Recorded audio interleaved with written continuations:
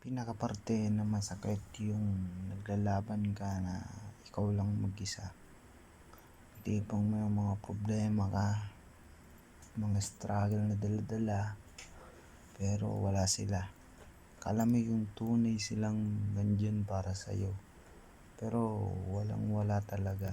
Di ka matutulungan kasi barkada lang sila na pwede mong lapitan kapag may kasiyahan, pero wala kang maasahan sa kanila.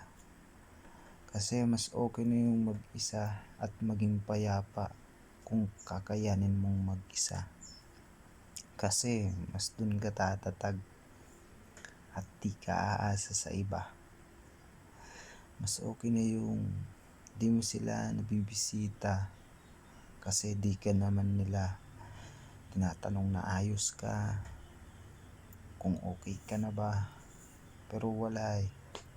Mas okay na yung mas solo ka.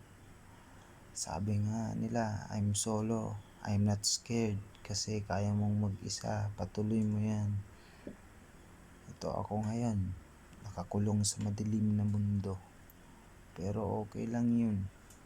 Kasi panibagong yugto ng buhay ko, may pag-asa pa rin tayo. Wala yung mga ganyan, mga kaibigan, di mo maasahan. May mga tunay lang at iilan na pwede mong lapitan kapag nalulungkot ka. Yung tipong walang wala ka na pero tutulungan ka. Pero wala eh, odds tayo dyan.